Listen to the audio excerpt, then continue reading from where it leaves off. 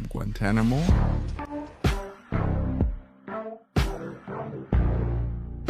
According to the State Department's statement, the designation as specially designated global terrorists is already in effect as of today.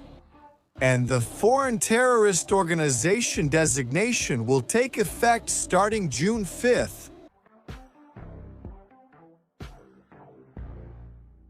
Southern Command has decided to intensify its amphibious exercises, and this is not just a military routine. This is a clear demonstration of power at a time when Washington places Brazilian factions on the same threat level as international terrorist groups. The mobilization of amphibious forces is a strategic resource that allows the United States to quickly deploy troops to coastal areas, ensuring flexibility in crisis scenarios. The use of aircraft carriers in the Caribbean Sea optimizes this type of operation and symbolizes not only military power, but also logistical capability, since the vessel serves as a mobile base for aircraft, troops, and equipment.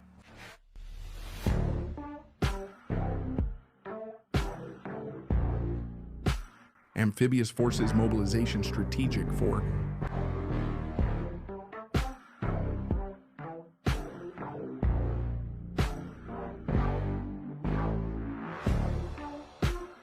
In the months leading up to the operation that resulted in the capture of Nicolas Maduro in Venezuela, the Southern Command mobilized more than 10,000 military personnel, demonstrating its ability to coordinate large-scale joint forces. This recent history reinforces the idea that the activation of the littoral combat force could be a harbinger of high-impact actions.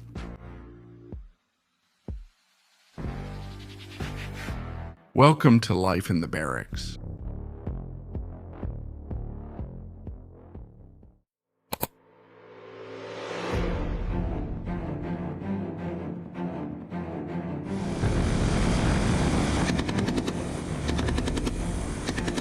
The advance of the Shield of the Americas has been reshaping the crime-fighting landscape in the region.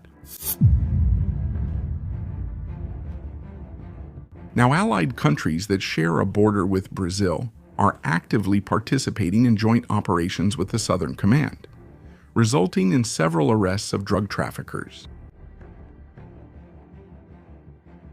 This network of mutual cooperation strengthens the American presence and creates a strategic barrier against organized crime.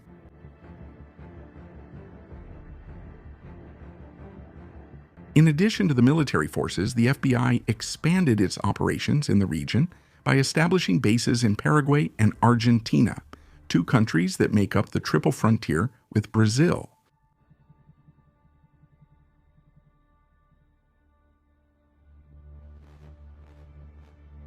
This presence strengthens the fight against drug trafficking and money laundering, allowing for greater integration between police and military intelligence. The CIA, in turn, already operates covertly on Brazilian territory.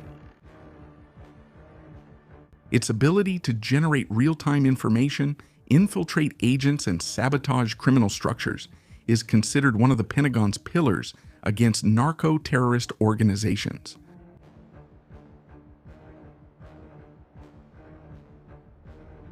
These operations take place in the shadows, without the official knowledge of the Planalto Palace, which increases diplomatic attention. The statements of the current Brazilian president, who frequently challenges President Donald Trump, further highlight the contrast between the two countries. Whoever made it through until next week is fine, but whoever didn't won't be able to escape anymore. A witness recorded the moment when a bus was set on fire by criminals. Take a look at this footage.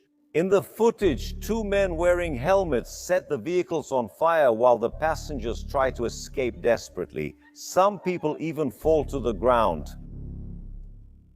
Instead of supporting the American offensive against the cartels, the Brazilian government has taken a critical stance, which could make international security cooperation more difficult.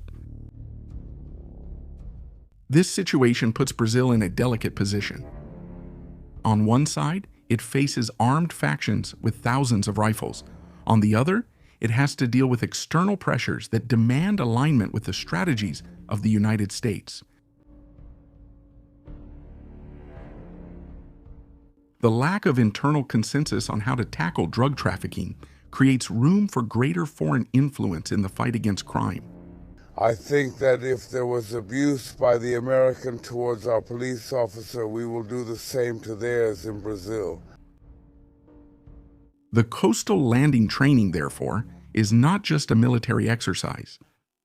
It signals that Washington is willing to project power in the region and to intervene directly if it deems necessary. The presence of amphibious troops and transport ships, such as the USS Fort Lauderdale, reinforces this message. Third group.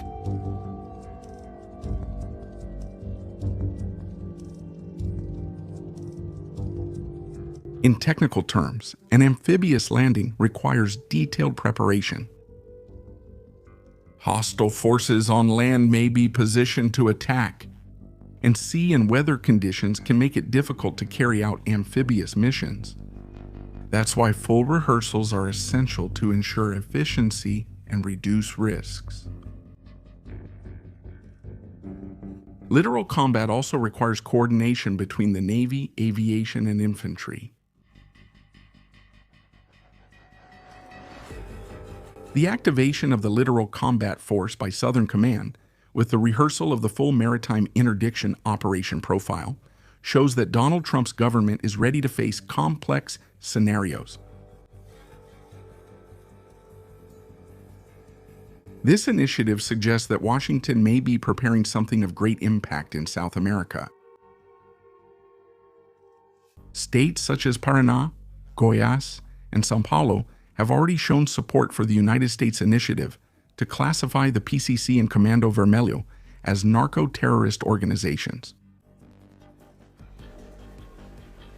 This political and strategic alignment paves the way for closer cooperation between state forces and the Southern Command, allowing joint training exercises to be conducted in tropical and urban environments, simulating direct combat operations against factions.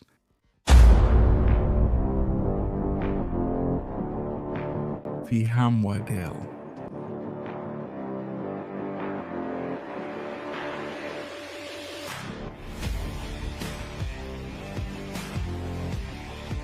It is still unknown what the United States' definitive strategy against the Brazilian factions will be, but the scenario already points to two distinct possibilities: the application of restrictions and financial blockades, or the direct use of military forces to mitigate and deter the advance of Comando Vermelho and PCC.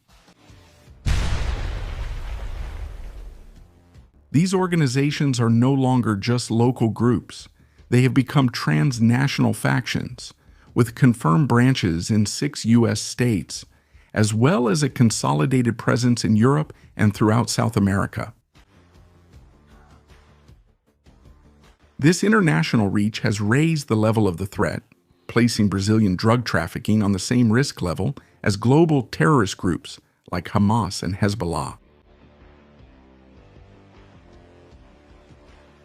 To face this challenge, the United States established the Shield of the Americas, relying on strategic allies such as Guyana, Paraguay, Ecuador, Argentina, and Bolivia. This belt of countries that border Brazil facilitates joint operations and creates conditions for targeted actions against the factions, which already possess military power comparable to regular armies.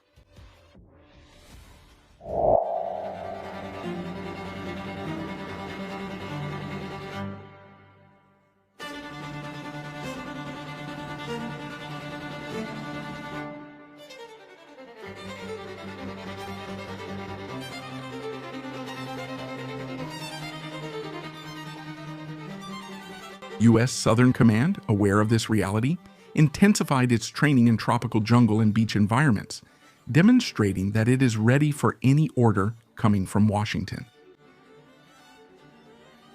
This preparation includes coastal combat scenarios and maritime interdiction missions, focusing on suppressing leaders of the factions that today take away the peace and security of the Brazilian people. It is very important to emphasize that we are not talking about an invasion of Brazil or a loss of sovereignty, but rather about international support to help fight the evil that has plagued the country for decades, and that the Brazilian state has proven inefficient in containing the advance of violence and the infiltration of crime at the highest levels of power.